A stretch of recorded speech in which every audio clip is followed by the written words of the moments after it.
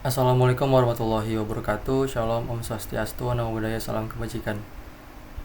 Yang terhormat Pak Puji selaku dosen pengampu mata kuliah Teori Akuntansi dan teman-teman kelas 2023H yang kami banggakan. Kami dari kelompok 2 akan mempresentasikan mengenai perumusan teori akuntansi pendekatan regulatoris dengan anggota kelompok. Yang pertama ada Farel Merdian Atar dengan NIM akhir 267, yang kedua ada Gilang Febrian dengan NIM akhir 245, dan yang ketiga ada Muhammad Syafil Cusdiansa dengan NIM akhir 257. Yang keempat ada Teo Kurtis Timothy Huta Barat dengan NIM akhir 222, dan yang terakhir ada Novandi Bimariskon dengan NIM akhir 261. Selanjutnya akan dilanjutkan oleh rekan saya. Yang pertama saya akan menjelaskan terkait entitas yang berkepentingan dengan standar akuntansi. Yang pertama ada individual dan kantor akuntan publik. Yang kedua ada American Institute of Certified Public Accountants. Yang ketiga ada American Accounting Association. Yang keempat ada Financial Accounting Standard Board. Yang kelima ada Securities and Exchange Commission. Yang keenam ada organisasi profesional lainnya. Dan yang ketujuh dan yang terakhir para pengguna laporan keuangan. Selanjutnya saya akan menjelaskan mengenai legitimasi proses penetapan standar akuntansi. Di sini ada dua. Yang pertama ada prognosis pesimistik dan yang kedua ada prognosis optimistik. Untuk prognosis pesimistik ini adalah legitimasi proses penetapan standar kadang dibutuhkan dengan kemampuannya untuk membuat sistem akuntansi yang optimal, yaitu suatu sistem yang ekspektasinya pengembaliannya kepada seorang pengguna yang menerapkan sebuah strategi keputusan yang optimal lebih besar dari atau sama dengan pengembalian yang serupa dari sistem alternatif yang lain. Lalu untuk prognosis optimistik ini dibagi menjadi tiga bagian. Yang pertama ada chasing. Ini memberikan prognosis optimistik mengenai banyaknya jumlah tanggung jawab dari prinsip akuntansi yang optimal dengan syarat bahwa asumsi dari para pengguna heterogen dan asumsi-asumsi yang mendasarinya paradoks arrow tidak digunakan. Lalu untuk yang kedua ada Bromwich, yaitu menawarkan kemungkinan adanya standar akuntansi parsial, yaitu standar untuk satu atau lebih masalah akuntansi yang dibuat dengan terisolasi dari standar atau masalah-masalah akuntansi lainnya. Dan yang ketiga ada Chamber. Ini mengusulkan suatu sekolah kebutuhan yang mengasumsikan adanya norma atau standar ideal yang berlaku silang di beberapa situasi tertentu. Selanjutnya adalah standar akuntansi yang berlebihan. Standar akuntansi yang berlebihan itu mengacu pada aturan dan pedoman akuntansi yang kompleks atau rumit dan dapat mengakibatkan menimbulkan beberapa masalah seperti standar yang terlalu banyak, standar yang terlalu rumit, tidak ada standar yang kaku, membuat pemilihan aplikasi menjadi sulit, dan terakhir ada standar bertujuan umum.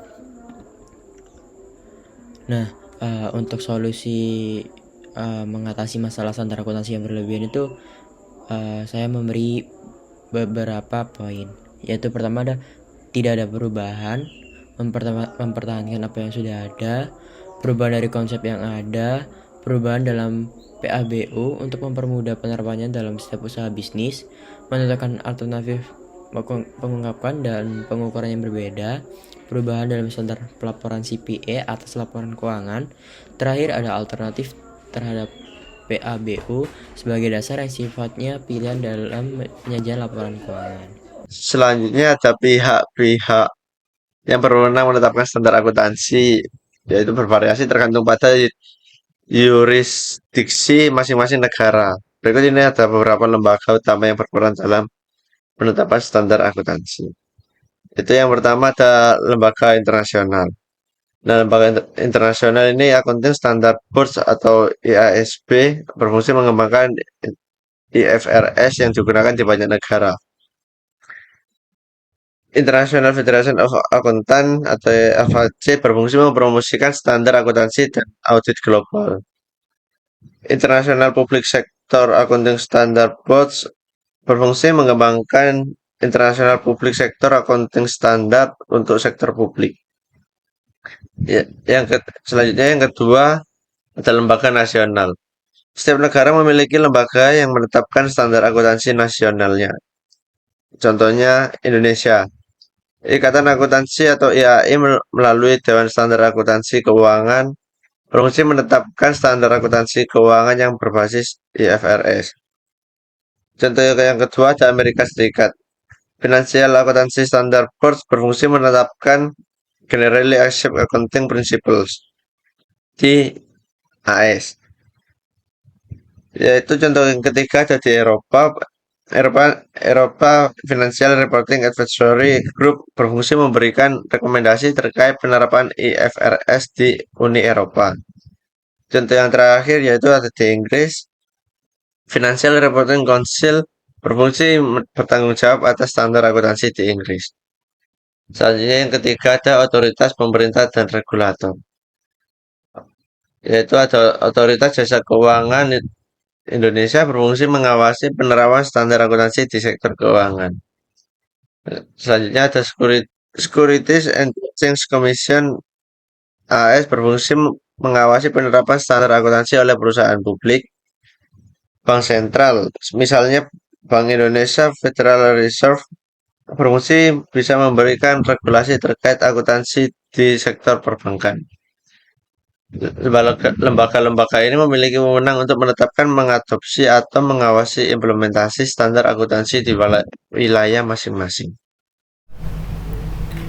Baik, selanjutnya pilihan dalam akuntansi. Dalam akuntansi terdapat beberapa area di mana perusahaan memiliki pilihan untuk menetapkan metode tertentu yang dapat mempengaruhi laporan keuangan mereka. Pilihan ini biasanya diatur oleh standar akuntansi yang berlaku seperti PSAK di Indonesia atau IFRS secara internasional.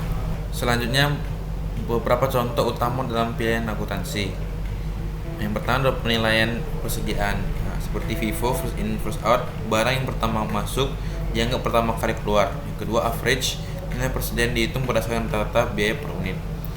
Berikutnya ada depresiasi aset tetap, metode garis lurus, beban depresiasi dibagi rata selama umur manfaat aset.